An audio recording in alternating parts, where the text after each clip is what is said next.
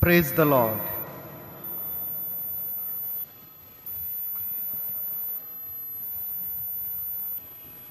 પરમેશ્વર પિતાનો આભાર માનું છું આ તકના માટે કે આજે તમારી મધ્યે આવવાની મને આ તક મળી અને વચનની સેવાને માટે પ્રભુએ મારી પસંદગી કરી અને રેવરન અર્નેસ્ટ ક્રિશ્ચિયન સાહેબ, રેવરન રમેશ ખ્રિસ્તી સાહેબ, પાસ્ટોરેટ કમિટી બધાનો હું આભાર માનું છું આ તકના માટે. અને આવો આપણે આ વચનમાં જઈએ પહેલાં પ્રભુની સહાય માંગીએ. જીવંત અને કૃપાળુ પ્રભુ, આ વચનો તમારા છે, જે તમે અમને સમજાવો, અમને શીખવો અને એ અમારા લાભના થાય અને અમારા જીવનમાં તમે જેવું ઈચ્છો છો એવું પરિવર્તન આવે અને અમે વધુ સારા વ્યક્તિઓ બની શકીએ. તમે બોલો અને અમે સાંભળીએ. પ્રભુ ઈસુ ખ્રિસ્તની મારફતે માગીએ છીએ. આમેન. એક નાનો છોકરો હતો અને એ છોકરો, એના મિત્રનો જન્મદિવસ હતો ને એને આમંત્રણ મળ્યું હતું. કેટલાક દિવસો પૂર્વે એને આમંત્રણ મળી ગયું હતું કે મારા બર્થડે વખતે તારે મારા ઘરે આવવાનું અને બર્થડેની પાર્ટી કરીશું. આ નાનો છોકરો બહુ જ ઉત્સાહિત હતો એ બર્થડે પાર્ટીમાં જવા માટે. અને એ તો દિવસો ગણતો હતો, ક્યારે એ દિવસ આવી જાય ને મારા મિત્રના ઘરે હું બર્થડે પાર્ટીના માટે જાઉં. અને બન્યું એવું કે જે દિવસે આ બર્થડે સેલિબ્રેશન હતું એને આગલી રાત્રે જ વાતાવરણમાં અચાનક પલટો આવ્યો અને ભારે તોફાન આવ્યું. બહુ જ ભારે બરફ વર્ષા થઈ અને બધા પોતાના ઘરોમાં પુરાઈ ગયા. પણ આ છોકરો તો બહુ જ ઉત્સાહિત હતો. એને તો એના મિત્રને ત્યાં બર્થડે સેલિબ્રેશનમાં જવું જ હતું, જે હવે શક્ય નહોતું. અને છતાંય વહેલી સવારથી જ એણે પોતાના પિતાને વિનંતી કરવા માંડી, ભલે ગમે તેવી પરિસ્થિતિ હોય, મારે તો મારા મિત્રના ત્યાં બર્થડે સેલિબ્રેશન માટે જવું જ છે. બહુ સમજાવ્યો પણ ન જ માન્યો. આખરે પિતાએ કહ્યું કે પૂરી કાળજી લે, બરાબર કપડાં પહેરી લે, તું સ્વેટર પણ પહેર ને કોટ પણ પહેર અને હાથે પગે મોજા પણ પહેરી લે અને ઉપરથી બ્લેન્કેટ પણ ઓઢી લે, તો કદાચ આ ઠંડીથી તારું રક્ષણ થાય ને તું જ્યાં જવા માંગે છે ત્યાં જઈ શકીશ. અને આ બધી તૈયારી કરીને હવે આ છોકરો છે એ પોતાના ઘરેથી બહાર નીકળ્યો અને એના મિત્રના ઘર તરફ ચાલવા માંડ્યો. અને એ ધીમે ધીમે આગળ વધી રહ્યો છે અને થોડા સમય પછી એના એ મિત્રના ઘરે પહોંચી ગયો. ઘરે પહોંચ્યા પછી ડોરબેલ વગાડીને એણે પાછળ ફરીને જોયું તો એના પિતા ઘરેથી છેક સુધી એની પાછળ પાછળ આવતા હતા, જેની એને ખબર પણ નહોતી. અને પિતાએ જ્યારે જોયું કે મારો દીકરો સહી સલામત ત્યાં પહોંચી ગયો છે, પછી એ પરત ફર્યા પોતાના ઘરે જવા માટે. અને દીકરાને મનમાં એક એવો અહેસાસ થયો કે હું મારા પપ્પા જ્યારે મને સમજાવતા હતા, મારા પપ્પા જ્યારે મને ના કહેતા હતા કે તું ના જઈશ, ત્યારે એમના વિશે કેટલી બધી નકારાત્મકતા મારા મનમાં ભરાઈ ગઈ હતી. શા માટે મને નથી જવા દેતા? પણ એ મારી કેટલી કાળજી લે છે. હું સુરક્ષિત પહોંચું માટે મારી પાછળ પાછળ એ આવતા હતા, એની તો મને ખબર જ નહોતી. મારા પિતા મને કેટલો બધો પ્રેમ કરે છે. આજે ફાધર્સ ડે અને આજે આપણે બધા આપણા પિતાને, આપણા પરના ઉપકારોને, એમણે આપણા માટે જે કર્યું છે એ બધું યાદ કરવાનો આ ખાસ દિવસ આપણને આપવામાં આવ્યો છે. અને આ ફાધર્સ ડેની શરૂઆત એ 1910માં એની શરૂઆત થઈ હતી. જો કે 1908માં પણ મનાવવામાં આવ્યો હતો, પણ એને ફાધર્સ ડે તરીકે નહીં, પણ કેટલાક શહીદ થયેલા હતા, એમના સંતાનો એકઠા મળ્યા હતા અને યુએસએમાં એમણે એમના જે શહીદ થયેલા સંતાનો હતા એમના માટે એકઠા મળીને એમના માટે પરમેશ્વરનો આભાર માનવાને એકઠા મળ્યા હતા. પણ સોનોરા સ્માર્ટ ડોડ નામની એક સ્ત્રી કે જેણે જેના માતા બહુ જલ્દી મરણ પામ્યા હતા અને તેને ને તેના ભાઈઓ બહેનોને પિતાએ ઉછેરીને મોટા કર્યા હતા. એટલે પિતા માટે એણે ઝુંબેશ ચલાવી કે જેમ મધર્સ ડે મનાવવામાં આવે છે એમ ફાધર્સ ડે પણ મનાવવામાં આવે. કેમ કે મારા પપ્પાએ મારી મા બનીને મારી કાળજી લીધી છે, એમને પણ પૂરું સન્માન મળવું જ જોઈએ. કુટુંબમાં પિતાનું સ્થાન એ બહુ ઉપર હોય છે, એમને પણ સ્થાન મળવું જ જોઈએ.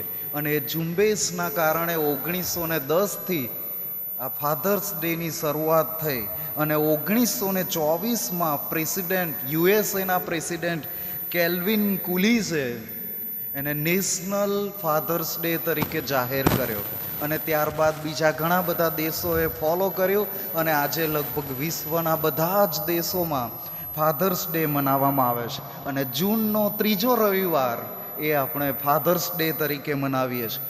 આજના દિવસે આજે જે શાસ્ત્રપાઠ વાંચવામાં આવ્યો તે ગીત શાસ્ત્ર 127, ત્યાં આ જે ગીત લખવામાં આવ્યું છે એના માટે ટ્રેડિશનલી એવું કહેવાય છે કે આ ગીત સુલેમાને લખ્યું હતું.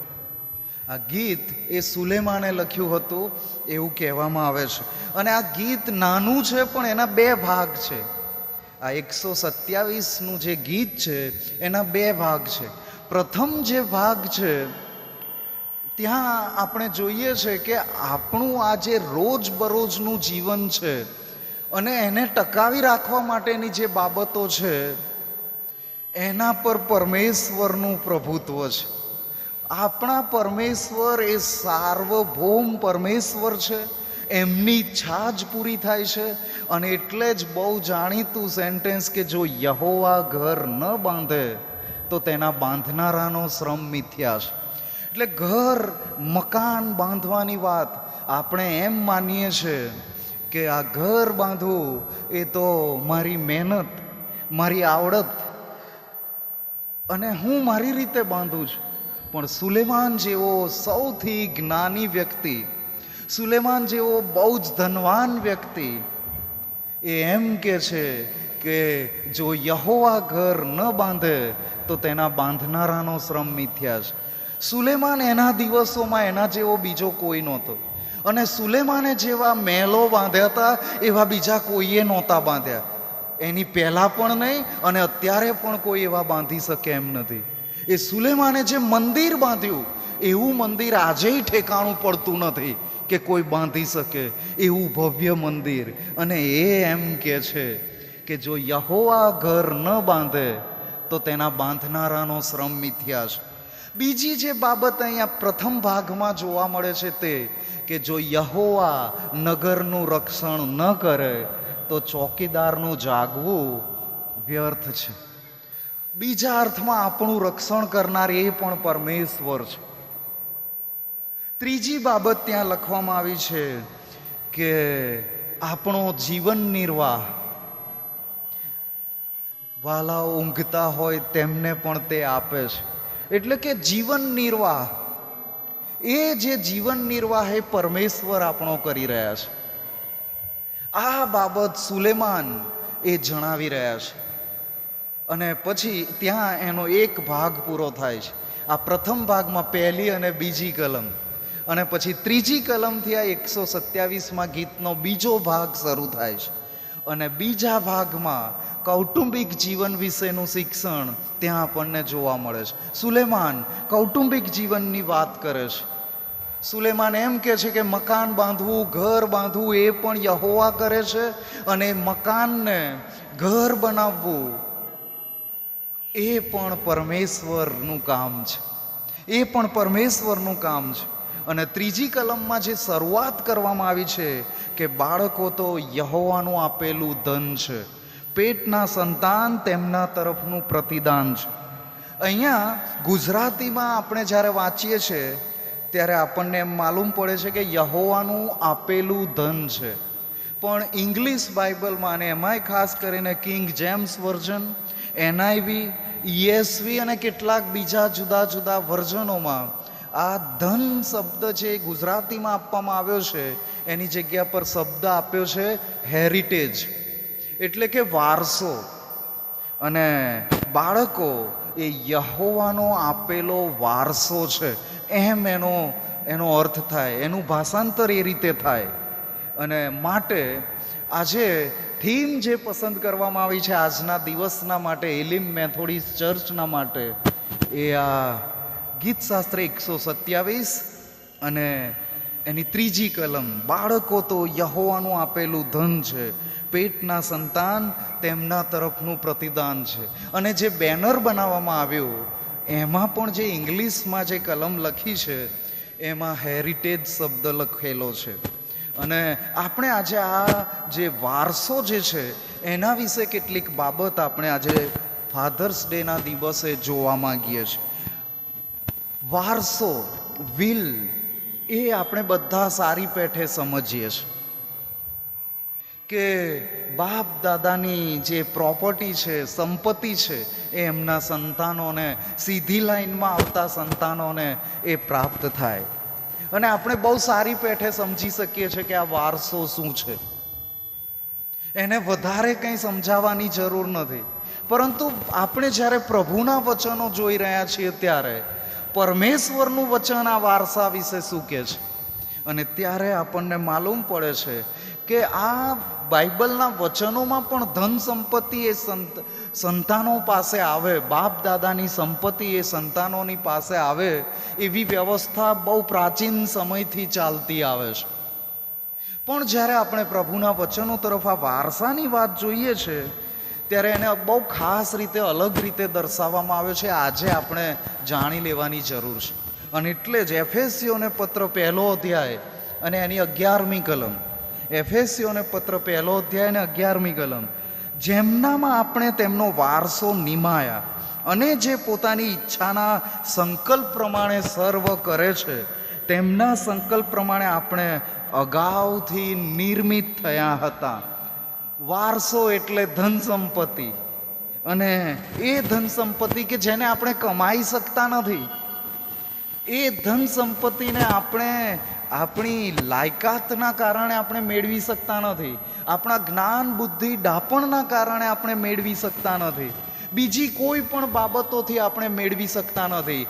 જો મારા પિતા મારા પર કૃપા કરે, જો મારા પિતા મને પ્રેમ કરે છે ને એ એમનું બધું મને આપવા માંગે, ત્યારે આપણને પ્રાપ્ત થાય. અને આ વારસો અને એ પ્રાપ્ત કરવો, આજે આપણે એક એવા સમયમાં જીવી રહ્યા છીએ કે આ વારસો આજે આખા કૌટુંબિક જીવનને ખલાસ કરી નાખે, બધા સંબંધોનો નાશ કરી નાખે. આજે આ સંપત્તિ, ધન સંપત્તિના કારણે મેળવી લેવાને માટે, પ્રાપ્ત કરી લેવાને માટે આજે જે વિખવાદો થાય છે ને, એમાં આપણે જો કોર્ટનો સર્વે કરવામાં આવે તો સૌથી વધારે વિવાદો એ આ ધન સંપત્તિને લઈને, વારસાને લઈને બધા વિવાદો આજે જોવા મળે છે. અને આપણે બધા જ ખ્રિસ્તીઓ કે જેમને જગતના લોકોથી અલગ થવાને માટે તેડવામાં આવ્યા છે, આપણું એ રીતે નિર્માણ થયું છે. આ પાઉલ એફેસીઓની મંડળીને કહે છે એ પ્રમાણે કે પરમેશ્વરે એમની ઈચ્છાના સંકલ્પ પ્રમાણે એ જે બધું કરે છે, એમણે આપણને અગાઉથી નિર્મિત કર્યા છે. આ મહત્વની વાત ભૂલી જઈએ છીએ. ફાધર્સ ડે આવે ત્યારે આપણે આપણા પિતાને પણ યાદ કરીએ છીએ, અને જો ભજન સેવામાં બેઠા છીએ ત્યારે આપણે એવા ગીતો પસંદ કરીએ છીએ જેમાં પરમેશ્વરને પિતા તરીકે સંબોધવામાં આવતા હોય, એવી વાતો કરવામાં આવે. અને આપણે દર વખત જ્યારે પણ પ્રાર્થના કરીએ ત્યારે ઓ આકાશમાંના અમારા બાપ, આપણે દરેક વખતે આ પ્રાર્થના કરીએ છીએ. પણ એની મહત્વતા, ઇમ્પોર્ટન્સ ઓફ ધેટ વર્ડ્સ, આ ફાધર, એ આપણે હંમેશા યાદ રાખતા નથી. અથવા તો એ આપણને યાદ તો છે, પણ આપણે વારસો એટલે ધન સંપત્તિ, વારસો એટલે વાના, વારસો એટલે આ ભૌતિક આશીર્વાદો, અને અગત્યની વાત આપણે ભૂલી ગયા છીએ કે આપણે પોતે વારસો છીએ. આપણે પોતે વારસો છીએ. આપણે પોતે પરમેશ્વરની ધન સંપત્તિ છીએ. આપણે પોતે, પરમેશ્વરે આપણને આ પૃથ્વી પર એમણે અગાઉથી આ બધું નિર્માણ કર્યું હતું કે ચોક્કસ સમયે આપણે જીવીશું. ચોક્કસ સમયે નડિયાદના ચર્ચમાં આપણે બધા એકઠા મળીશું, એ પણ અગાઉથી નિર્મિત થયેલું છે. પણ આવું બધું બોલવાનું ને સાંભળવાનું સારું લાગે છે, અને એના વિશે આપણે બહુ ગંભીરતાથી વિચાર નથી કરતા. આપણને બીજું કંઈક પ્રાપ્ત કરી લેવું છે, પણ હું પોતે વારસો છું અને આ વારસાની જાળવણી થવી જોઈએ, એ આપણે ભૂલી જઈએ છીએ. એ આપણે બધા ભૂલી જઈએ છીએ. અને ત્યારે પરમેશ્વરે આપણને જવાબદાર વ્યક્તિઓ આપ્યા છે. એ આપણા કુટુંબમાં આપણા પિતા હોય કે જે આપણું રક્ષણ કરે, આપણું એક વારસા તરીકે આપણું રક્ષણ કરે. ધન સંપત્તિ કરતાં પણ જે પરમેશ્વરે આપેલો વારસો છે એને વધારે કાળજીપૂર્વક એની વધારે કાળજી લે અને એના વિશે વધારે ધ્યાન રાખે. પણ આજે શું એવું બને છે? આજે માતા પિતા, આજે પપ્પા એ લોકો આગળ વાતો કરતા હોય ત્યારે આમ ગુમાનથી એમ કે મારા દીકરાને જેટલું ભણવું હશે એટલું હું ભણાવીશ, અરે જેટલો ખર્ચો થઈ જાય એટલો હું કરીશ. એ કહેશે સ્કૂલમાં ને યુનિવર્સિટીમાં એને એડમિશન અપાવીશ. પણ એ જ પિતાએ આ વાતમાં ગર્વ લેવાની જરૂર છે કે મારો દીકરો આજે ચર્ચમાં બેઠો છે, મારા બાળકો સન્ડે સ્કૂલમાં રેગ્યુલર છે, મારા બાળકો પ્રભુ ઈસુ ખ્રિસ્ત પર વિશ્વાસ કરે છે. કેમ કે બધાએ જાણી લેવાની જરૂર છે કે જે માતા પિતાને બાળકો આપવામાં આવ્યા છે એ પરમેશ્વરનો વારસો છે. અને આજના દિવસ માટે જે કલમ આપણને આપવામાં આવી છે એમાં તો પાછું એવું કહેવામાં આવ્યું છે કે પરમેશ્વરે આપણને આપ્યું છે અને પછી આપણા પેટના સંતાન એ પરમેશ્વર તરફનું પ્રતિદાન છે. એટલે કે પરમેશ્વરે આપણને આપ્યું છે અને પરમેશ્વરને અર્પણ કરવાનું છે. પરમેશ્વરે દાન આપ્યું છે અને પરમેશ્વર તરફનું પ્રતિદાન. અને આ વાત આપણે આજે ભૂલી ગયા છે કે જે મુખ્ય બાબત છે કે મારા સંતાનો એ પરમેશ્વરનો આપેલો વારસો છે, એની મારે કાળજી લેવાની છે, એને મારે પરમેશ્વરના માટે તૈયાર કરવાના છે. એ પ્રભુ ઈસુ ખ્રિસ્તમાં વૃદ્ધિ પામે એની મારે કાળજી લેવાની છે. પણ આપણે તો બીજું બધું ભેગું કરવા માટે, કેટલાક તો એમ કહે છે મેં તો એટલું બધું ભેગું કરી દીધું છે, એટલું બધું ભેગું કરી દીધું છે કે મારા સંતાનોના સંતાન 7 પેઢી ખાશે ને તોય નહીં ખૂટે. અને પછી શું થાય ખબર છે? 7 પેઢીની વાત તો જવા દો, પણ સંતાનો એવા પાકે કે પેલા દારૂનો ખોટો ધંધો કરનારા લોકોને વધુ ધનવાન બનાવી દે અને ઘણા બધાને પિતાય કરી દે અને ઘણા બધાની સાથે મળીને એ પોતાનું જીવન ખરાબ કરે, કુટુંબ ખરાબ કરે અને ઘણા બધા લોકોને પણ ખરાબ કરે અને છેવટે બધું ધન સંપત્તિ લૂંટાઈ જાય. આવા ઘણા બધા કિસ્સા તમારા જહનમાં આવતા હશે જ્યારે આવું આપણે સાંભળીએ ત્યારે. ઘણું બધું હોય પણ દારૂ પીને લૂંટાવી દીધું હોય, ઘણું બધું હોય પણ ખોટા ધંધામાં ક્યાંક વેડફી નાખ્યું હોય, ઘણું બધું હોય પણ પોતે પોતાના શરીરને એટલું બધું નુકસાન પહોંચાડી દીધું હોય કે પોતે જ એ ધન સંપત્તિનો ઉપયોગ પણ ન કરી શકે, એનો આનંદ પણ માણી ન શકે. અને વાતો થાય 7 પેઢી સુધી ચાલે એટલું ભેગું કરી દીધું છે.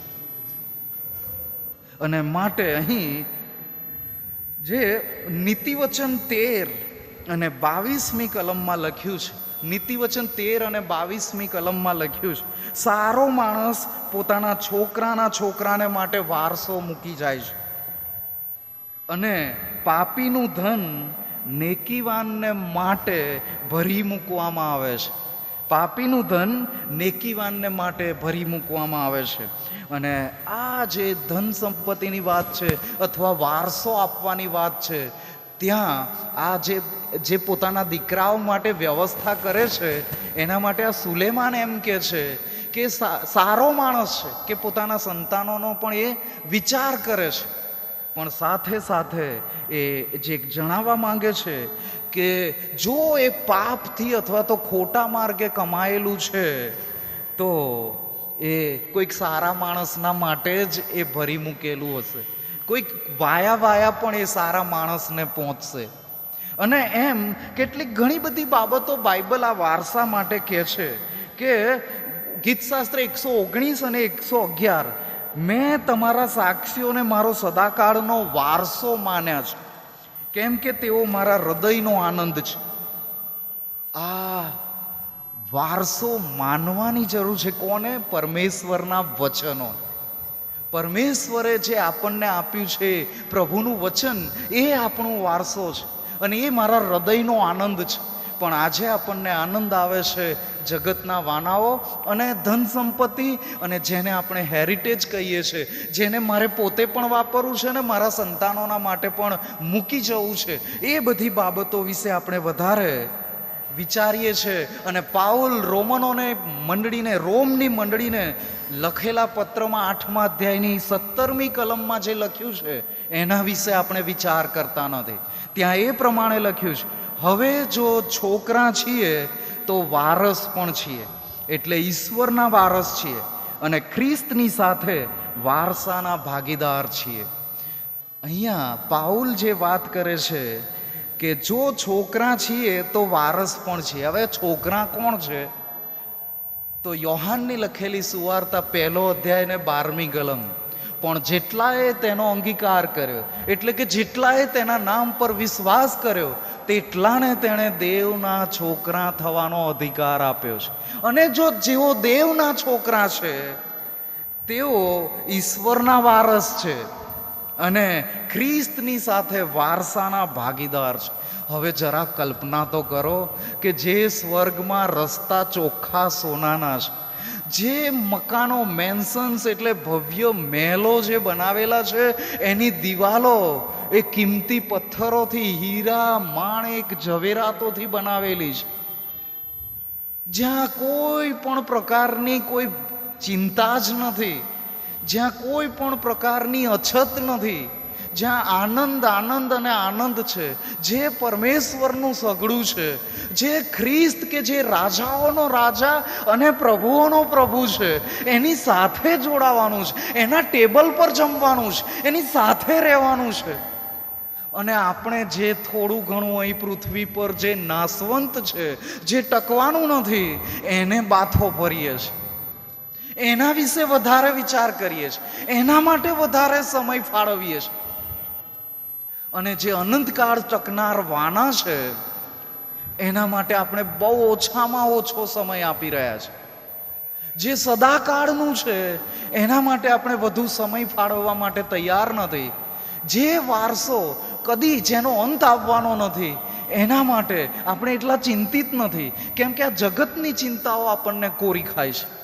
આપણે ઘણું બધું મેળવી લેવું છે, હાંસિલ કરી લેવું છે, અને આપણે એ સદાકાળના વાનાઓને એ આપણે ઠુકરાવી દેતા હોય એવું લાગે છે. પ્રકટીકરણ 21 અને 7માં લખ્યું છે, જે જીતે છે તેને સર્વનો વારસો મળશે, હું તેનો ઈશ્વર થઈશ અને તે મારો પુત્ર થશે. કેટલી ગજબની વાત પરમેશ્વર આપણને જણાવી રહ્યા છે. અને મેં શરૂઆતમાં કહ્યું એમ કે આ વારસો કમાઈ શકાતો નથી, આ પરમેશ્વરની ભેટ છે અને એ પરમેશ્વરની કૃપાથી મળે છે, કેમ કે કોઈ સંપૂર્ણ નથી. સઘળાએ પાપ કર્યું છે, સઘળા દેવના મહિમા વિશે અધૂરા રહે છે. અને આજે ફાધર્સ ડેના દિવસે, પિતૃદિનના દિવસે મને કહેવા દો કે કોઈ પિતા પણ સંપૂર્ણ નથી, કોઈ પિતા સંપૂર્ણ નથી. અને એટલે જ મારે યાદ દેવડાવવું છે કે આ ફાધર્સ ડેના દિવસે જો કોઈકને કોઈ પિતા માટે મનમાં કંઈક છે કે પોતાના પિતાને કોઈ માફ કરી શકતું નથી, બહાર જગત જે રીતે જુએ છે, બાહ્ય દેખાવ તો કંઈ ખબર ના પડે કે માણસના હૃદયમાં શું ચાલી રહ્યું છે. પણ આજે એક એવા સમયમાં, એવી દુષ્ટતાના અને ભ્રષ્ટ સમયમાં જીવી રહ્યા છે કે જ્યાં સંતાનો અને માતા પિતા દુશ્મનો બન્યા છે, જ્યાં પિતાના અને સંતાનોના બોલવા ચાલવાના સંબંધો નથી રહ્યા. ન્યૂઝપેપરમાં સમાચાર આવે છે કે દીકરાએ પોતાના બાપનું ઢીમ ઢાળી દીધું. એવા સમાચાર આવે છે કે પિતાએ પોતાના દીકરાને મારી નાખ્યો. એવા દિવસોમાં જીવી રહ્યા છે આપણે. અને આજે ઘણા બધા એવા ખ્રિસ્તીઓ છે કે જે દીકરાએ પોતાના બાપની સાથે છેલ્લે ક્યારે વાત કરી હતી એ યાદ નથી. એવા ઘણા બાપ એવા છે કે છેલ્લે ક્યારે પોતાના દીકરા પર પ્રેમ દર્શાવ્યો તો એ યાદ નથી. આ શેતાને આવી પરિસ્થિતિ ઊભી કરી છે અને આપણે બધા બેદરકાર બન્યા છે. એ તો મારો બાપ છે, જાણે જ છે. અને આપણે તો એટલા બધા સ્માર્ટ કે એ તો એમને ખબર પડવી જોઈએ કે જેવો બાપ એવો દીકરો, એટલે એમને પણ હું ખબર પાડી દઈશ. આજે બહુ ભયાનક એવું ચિત્ર કૌટુંબિક જીવનનું ઊભું થયેલું છે. જે મા બાપો પોતાના સંતાનોને એમની સાથે જોડાયેલા છે અને જે સંતાનો પોતાના મા બાપની કાળજી લે છે, એ બધાને આજે મારે ધન્ય કહેવા છે, એમને અભિનંદન પાઠવવા છે. પણ સામે પક્ષે વાસ્તવિક ચિત્રય પાછું કંઈક બગડતું જાય છે. આજે કેટલા બધા ઘરડા ઘર ઊભા થતા જાય છે.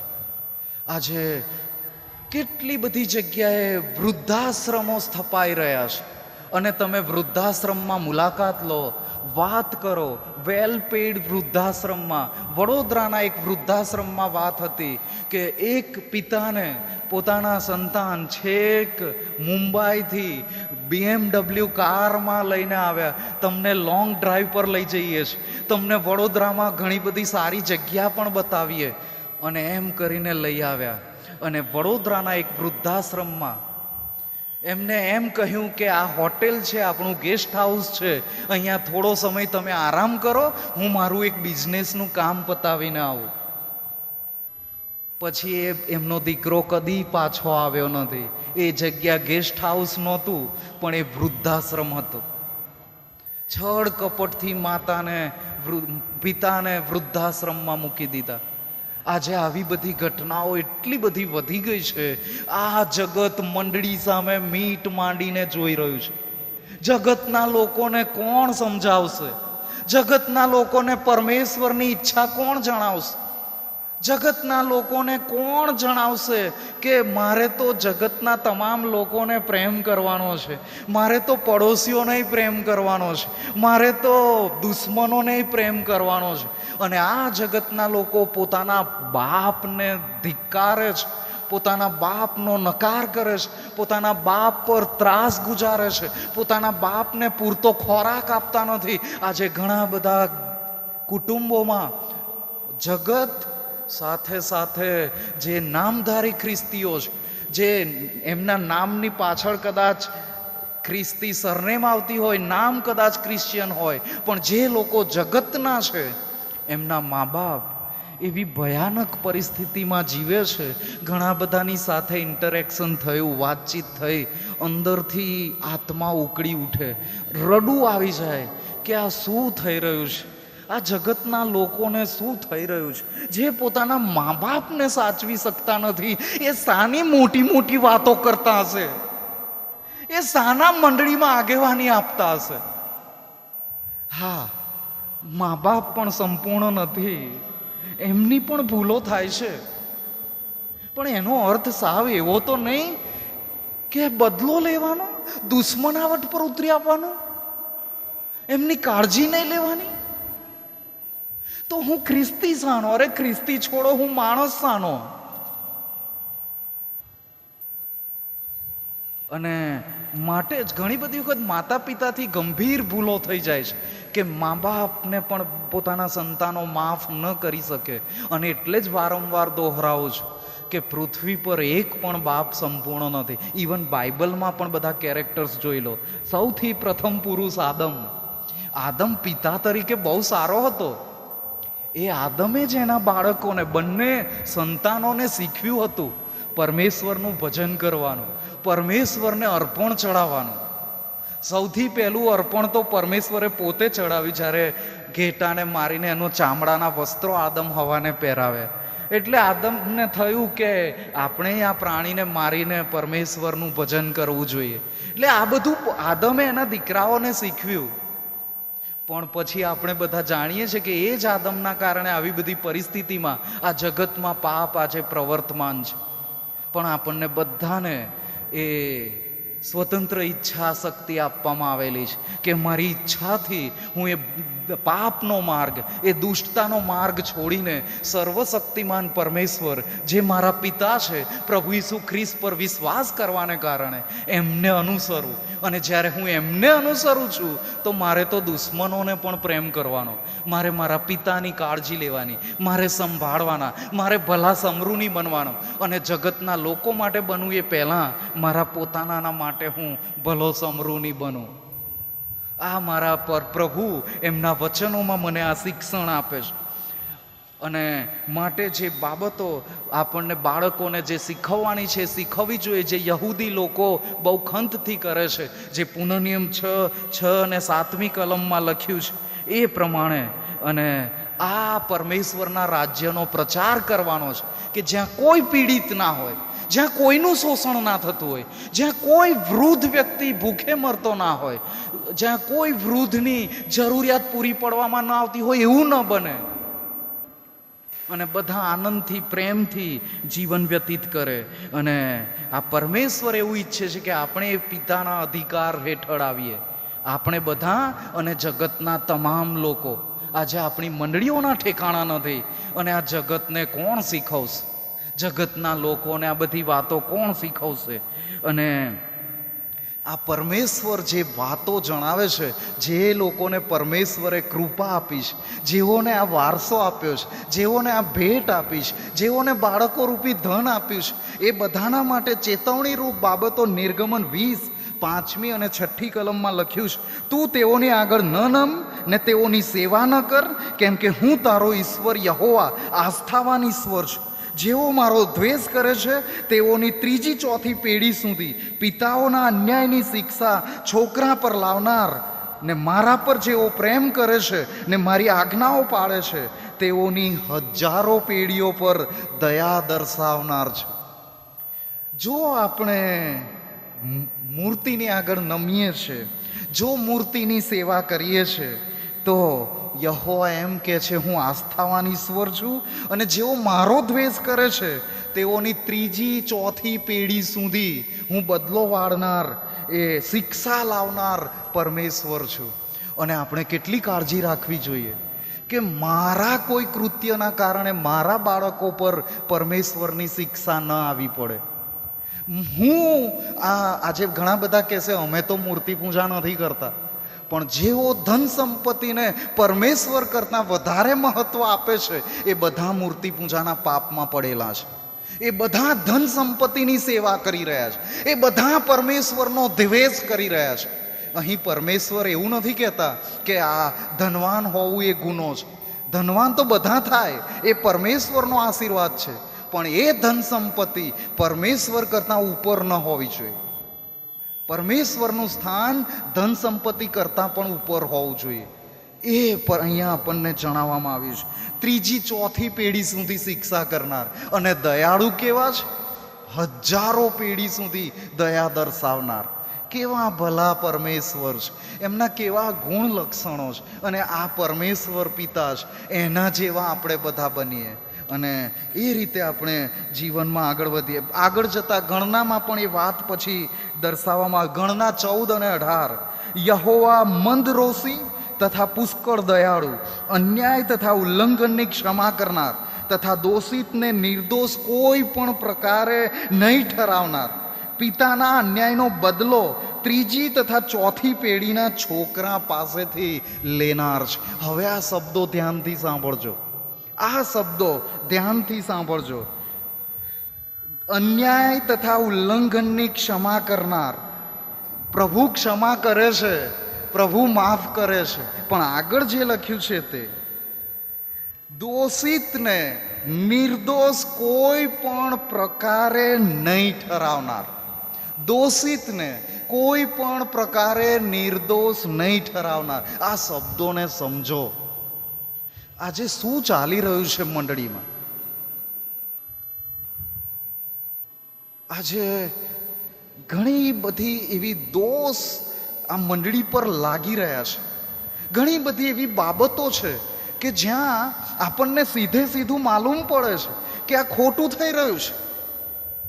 અને આપણે એવા પરમેશ્વરના સંતાન છીએ કે જે ખોટું થઈ રહ્યું છે એને કોઈ પણ રીતે નિર્દોષ નહીં ઠરાવવાનું. જે ખોટું છે ખોટું જ છે, એને સાચું નહીં ઠરાવવાનું. અને જે શબ્દો છે કોઈ પણ પ્રકારે, એટલે કે ઘણા બધા એમ કહે છે જવા દો ને, એણે ભૂલ કરી છે પણ આ મંડળીને બહુ મોટું નુકસાન થઈ જશે એટલે ઢાંક પીછોડો કરો, પડદો પાડી દો. પરમેશ્વરની આ રીત નથી. પરમેશ્વરની આ રીત નથી. ખોટું થયું છે તો એ દોષ લાગ્યો છે તો એ છે અને કાયમ રહેશે ને એની શિક્ષા પણ આવશે. જો એ કબૂલ નહીં કરે, જો એની એ માફી નહીં માંગે, એ પછી ગમે તે કેમ ના હોય, એ સામાન્ય સભાસદ હોય કે ધર્મસેવક હોય કે ડીસુ બની ગયા હોય કે બિશપ બની ગયા હોય. કેમ કે અહીંયા પ્રભુનું વચન એમ કહે છે કે કોઈ પણ પ્રકારે એમને નિર્દોષ નહીં ઠરાવવામાં આવે. નિર્દોષ ઠરવા માટે એક જ રીત છે, પ્રભુ ઈસુ ખ્રિસ્તની પાસે આવવું, એમના રક્તમાં પાપોની માફી માંગવી અને જે થયું છે એનું ચોગણું પાછું આપવું, જો પ્રભુના આત્માએ હૃદયમાં કામ કર્યું છે તો. પણ જેમ ચાલે છે એમ ચાલવા દેવાનું, ઢાંકી દો, સંતાડી દો, છુપાવી દો અને પ્રભુ આશીર્વાદ આપશે? ના, આ પ્રભુના વચનમાં એવું નથી લખ્યું. અને મંડળી કે જ્યાં કશું ખોટું થયું હોય તો પ્રેમથી કહેનાર, સમજાવનાર. પણ આજે તો પ્રેમ એક જ રીતે દર્શાવાય છે, કરો ઢાંક પીછોડો, છુપાવી દો, બહુ ચર્ચા નહીં સારી, મંડળી બદનામ થશે, ખ્રિસ્તનું નામ બદનામ થશે. તો આમ ક્યાં આબાદ થઈ રહ્યું છે? જ્યારે ખોટું થાય છે ત્યારે શૈતાન ફાવી જાય છે અને એ જે નુકસાન થાય છે ને એ સિક્રેટલી થાય છે, એ છુપી રીતે થાય છે.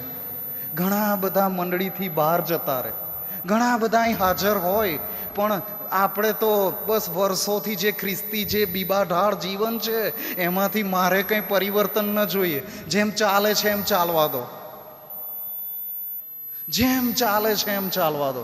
તો ક્યારે સાચી મંડળી અસ્તિત્વમાં આવશે? ક્યારે પ્રભુ પર વિશ્વાસ કરનારા પ્રભુના સંતાનો એ મંડળીમાં એમની અસરકારકતા, એમની પ્રાર્થનાઓ અને એમની સહભાગિતા એ જોવા મળશે? આજે કેટલું બધું ખોટું થઈ રહ્યું છે અને આપણે આંખ મીચામણા કરી રહ્યા છીએ. અને આપણે આપણા સંતાનોને શું વારસામાં આપીએ છીએ? આપણે શું આપીએ છીએ? શું આપી રહ્યા છીએ? કદી વિચાર કર્યો કે મારા બાળકો આવનાર સમયમાં કેવી મંડળીના સભાસદો હશે? કેટલી ભ્રષ્ટ થયેલી મંડળીના સભાસદો હશે અને એ નાશમાં જઈ રહ્યા હશે. કોઈ કાળે નિર્દોષ નહીં ઠરે, કોઈ પ્રકારે નિર્દોષ નહીં ઠરે. જો સાચું શિક્ષણ ન આપવામાં આવ્યું, જો ખ્રિસ્તની પાસે ન આવ્યા તો મોડું નથી થયું, હાલ જ માન્ય કાળ છે. જાગવાનો સમય આવી ગયો છે, જાગવાનો સમય આવી ગયો છે. જો ખરેખર પરમેશ્વરે એ હેરિટેજ આપ્યું છે, વારસો આપ્યો છે, સંતાનો રૂપી ધન આપ્યું છે, તો એને બચાવવાનો આ ખરો સમય છે. અને યર્મિયાનો વિલાપ 5મો અધ્યાય અને એની 7મી કલમ. અમારા પૂર્વજોએ પાપ કર્યું અને તેઓ તો રહ્યા નથી અને તેઓના અપરાધોનું ફળ અમને મળ્યું છે. શું આપણે આની રાહ જોઈ રહ્યા છીએ કે મંડળીમાં પછી આવીને બાળકો, આવનાર પેઢી એમ કે અમારા પૂર્વજોએ બધું પાપ કર્યું અને એનું ફળ હવે અમે ભોગવી રહ્યા છીએ, અમે ભોગવી રહ્યા છીએ?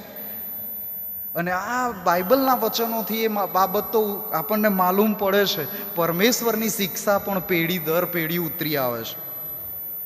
યર્મિયા પ્રબોધક 31મો અધ્યાય 29મી કલમથી 31મી કલમમાં કહે છે, તે સમયે પિતાઓએ ખાટી દ્રાક્ષ ખાધી ને પુત્રોના દાંત ખટાઈ ગયા છે, એવું તેઓ ફરી કહેશે નહીં, પણ દરેક પોતાના ન્યાયને લીધે મરશે. જે માણસો ખાટી દ્રાક્ષ ખાશે તે સર્વના દાંત ખટાઈ જશે. આ જે વાત અહીં લખવામાં આવી છે, આ કોના માટે લખવામાં આવી છે? ઘણા બધા એમ કહેશે કે યાર આ તો બસ પૂર્વજોથી ચાલતું આવ્યું છે, પેઢીઓથી ચાલતું આવ્યું છે, એમાં અમે શું કરી શકીએ?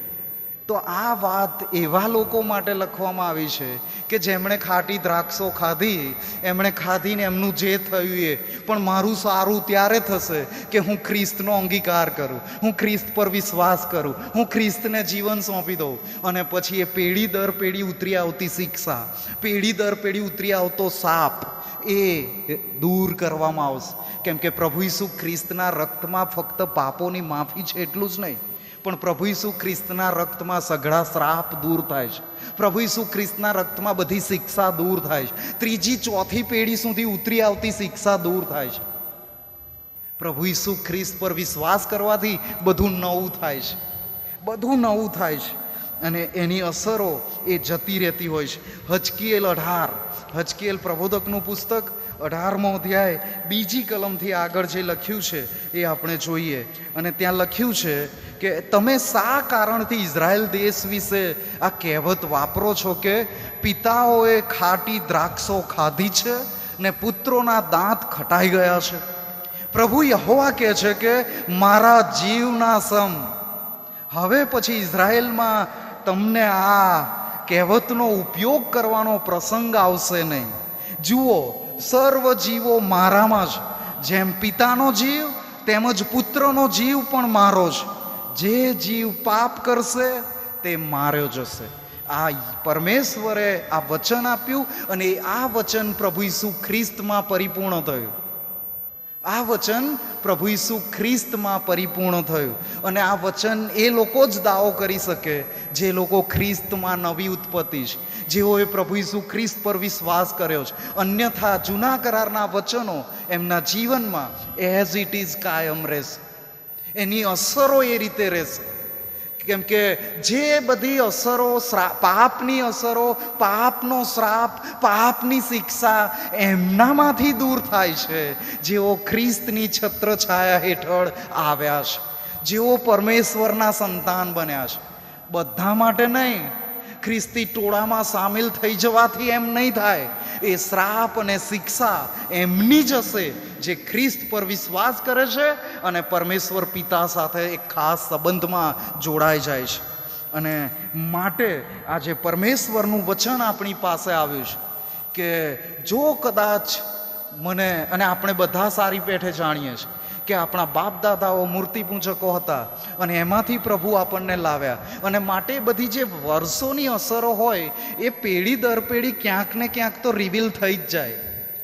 અને એટલે ઘણા બધાથી એવી ભૂલો થઈ જાય. પણ પ્રભુ આહવાન આપે છે કે જો એવું કશું છે તો આવો ખ્રિસ્તની પાસે, અને આપણું પોતાનું જીવન બચી જાય, આપણા કુટુંબીજનોનું જીવન બચી જાય, આપણા સંતાનોનું જીવન બચી જાય, એ પ્રભુ આપણી પાસેથી અપેક્ષા રાખે છે. આ હજકીએલ 18 અને એની 20મી કલમ, ત્યાં લખ્યું છે, જે જીવ પાપ કરે તે માર્યો જશે. દીકરો પિતાની દુષ્ટતાનું ફળ ભોગવશે નહીં, તેમજ પિતા દીકરાની દુષ્ટતાનું ફળ ભોગવશે નહીં. નેકીવાનની નેકી તેને શિર રહેશે ને ભૂંડાની ભૂંડાઈ તેને શિર રહેશે. ઘણી બધી વખત એવું સાંભળ્યું, એનો બાપ તો બહુ સારો હતો, એમના પિતાનું નામ તો એટલે કહેવું પડે, એ તો બહુ સન્માનીય વ્યક્તિ, પણ આ દીકરો જુઓ ને કેવો પાક્યો. આ દીકરો તો સાવ જેને ખરાબ કહી શકાય એવો પાક્યો. અને ત્યાં આ પ્રભુનું વચન આપણને આશ્વાસન આપે છે કે જેઓએ પૂરા પ્રયત્નો કર્યા છે, જેઓએ ખ્રિસ્તમાં જીવન જીવ્યા છે, અને છતાંય જો પોતાના સંતાન પોતાના કહ્યામાં નથી, તો આ પ્રભુનું વચન લખી લેજો કે જે આપણને આશ્વાસન આપે છે, જે આપણને દિલાસો આપે છે, જે આપણને ઉત્તેજન આપે છે કે યાર જવા દો ને, મેં તો મારા સંતાનો માટે સારું જ કર્યું, મેં તો હંમેશા એમનું ભલું જ ઈચ્છ્યું, પણ આજે મારા કયામાં નથી અને આજે આવા સંતાનોનો ટોટો નથી. પણ પ્રભુનું વચન આજે આપણને દિલાસો આપે છે, ઉત્તેજન આપે છે. અને એ અહીં આપણે જોઈ શકીએ છીએ. રોમનોને પત્ર 5મો અધ્યાય ને એની 18મી કલમ, રોમનોને પત્ર 5મો અધ્યાય અને એની 18મી કલમ આપણે જોઈએ. અને ત્યાં લખ્યું છે કે કેમ કે જો એકથી તેના પાપને લીધે મરણે રાજ કર્યો, તો તો જેઓ કૃપા તથા ન્યાયપણાનું દાન પુષ્કળ પામે છે તેઓ એકથી એટલે ઈસુ ખ્રિસ્તથી જીવનમાં રાજ કરશે. તે કેટલું ખાતરીપૂર્વક છે. પ્રભુ ઈસુ ખ્રિસ્તમાં આપણે રાજ કરવાના છે, સદાકાળ રાજ કરવાના છીએ. અને એ પાપ પર જો એક જણના કારણે મરણે રાજ કર્યું, તો હવે આપણે સદાકાળ જીવીશું. કોના થકી? પ્રભુ ઈસુ ખ્રિસ્ત પર વિશ્વાસ કરવાથી. અને માટે છેલ્લે એક વાત કહીને હું અત્યારે પૂરું કરીશ. મારો સમય અહીં પૂરો થાય છે, પણ છેલ્લી એક વાત મારે જણાવવી છે કે યેલે યુનિવર્સિટી છે. યેલે યુનિવર્સિટીના એક પ્રોફેસર, જેમનું નામ ફ્રેડ ક્રેડોક, અને એ થિયોલોજીકલ ડિપાર્ટમેન્ટમાં ભણાવતા. અને એમણે એક દિવસ નક્કી કર્યું કે મારે ને મારી પત્નીએ થોડો સમય સાથે વ્યતીત કરવો જોઈએ, એકાંત સાથે માણવું જોઈએ. મારે ક્યાંક વેકેશનમાં જવું જોઈએ, મારી પત્નીને ક્વોલિટી સમય આપવો જોઈએ. એટલે આ પ્રોફેસર ફ્રેડ ક્રેડોક પોતાના પત્નીને લઈને એક બહુ ઓછી જાણીતી એવી રેસ્ટોરન્ટમાં ગયા, એટલા માટે કે ત્યાં એમને એકાંત મળી જાય અને 2 જણ ને ત્રીજું કોઈ ડિસ્ટર્બ કરનારું ના હોય. એટલે આ બંને જણ એ રેસ્ટોરન્ટમાં ગયા અને ત્યાં જઈને એમણે ઓર્ડર આપ્યો. એમને જે જમવું હતું, ડિનરના માટે ગયા, ઓર્ડર આપ્યો અને હવે રાહ જોતા હતા કે એ ઓર્ડર પ્રમાણે ખોરાક તૈયાર થાય અને એમને પીરસવામાં આવે. તો એમણે જોયું તો એમનું ધ્યાન ગયું. તો એક વૃદ્ધ માણસ હતા, બહુ જ વૃદ્ધ એવા માણસ હતા.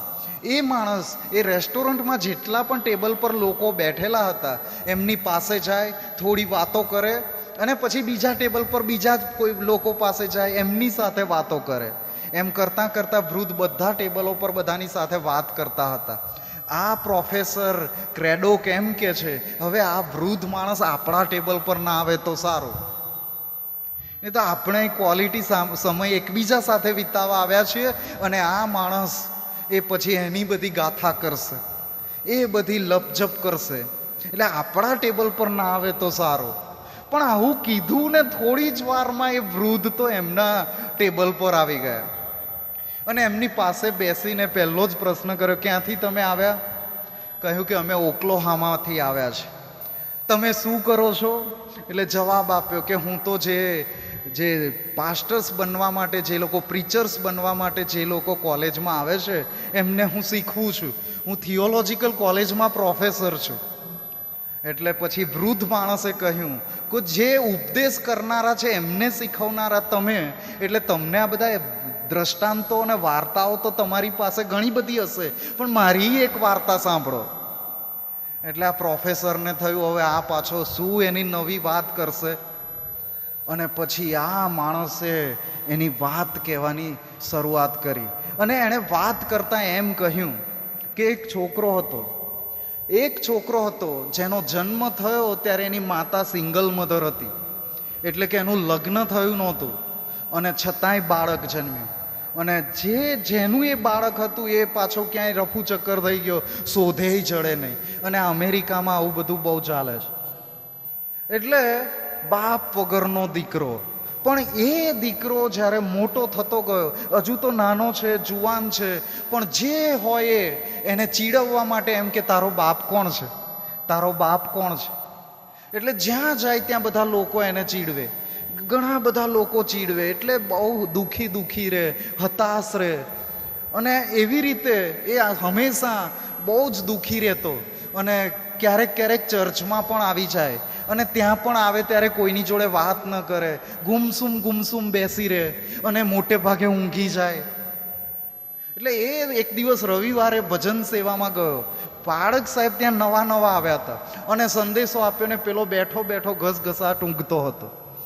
અને એટલા જ માટે પછી પાળક સાહેબે ભજન સેવા પૂરી થઈ એટલે પછી બહાર ઊભા હતા, બધાને મળતા હતા ને આ છોકરો જઈ રહ્યો હતો એટલે બોલાવીને કહ્યું, તું અહીંયા આવ, તું કોણ છે, તારા પપ્પા કોણ છે?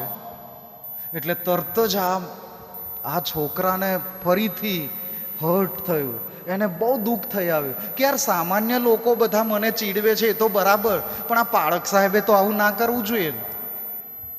આ પાળક સાહેબ થઈને મને ચીડવે છે. એમને નક્કી કોઈ કે આ સભાજનોમાંથી કોઈ કે મંડળીના કોઈકે કીધું હશે કે આ છોકરાને એવું પૂછજો કે તારો બાપ કોણ. એટલે એ તો એટલો દુઃખી થઈ ગયો, નીચી મુંડી કરી દીધી ને બહુ દુઃખી થઈ ગયો. એટલે પાળક સાહેબને થયું મારાથી કંઈક ભૂલ થઈ ગઈ છે. અને પાળક સાહેબે પછી એની પાસે જઈને એને ખભે હાથ મૂક્યો અને એ પરિસ્થિતિ એ પામી ગયા હતા. એટલે એને વાત કરતા એમ કહ્યું કે બેટા, મેં તને પ્રશ્ન કર્યો કે તારા પપ્પા કોણ છે, પણ તારી પાસે જવાબ નહોતો. પણ હું તને કહું કે સ્વર્ગમાં બિરાજમાન પરમેશ્વર તારા પિતા છે. એ સ્વર્ગમાં બિરાજમાન પરમેશ્વર તારા પિતા છે. અને છોકરાની આંખોમાં ચમક આવી ગઈ. એ છોકરાને આ પાળક સાહેબે એમ કહ્યું કે તને વારસો મળ્યો છે, તું દાવો તો કર. તને વારસો મળ્યો છે, તું દાવો તો કર. અને એ છોકરાનું વિચારવાની આખી દ્રષ્ટિ બદલાઈ ગઈ, એનો દ્રષ્ટિકોણ બદલાઈ ગયો. એ તરત જ પછી ઘરે ગયો, પ્રાર્થના કરી અને એ પ્રભુ ઈસુ ખ્રિસ્તને સોંપાઈ ગયો. હવે કોઈ પૂછે તો ગર્વથી કહે પરમેશ્વર મારા પિતા છે. અને એ જે છોકરો બાપ વિહોણો હતો, જેને લોકો ચીડવતા હતા, આગળ જતા એ જ શહેરના લોકોએ એને એ ટેનેસી શહેરનો એને મેયર તરીકે ચૂંટ્યો હતો.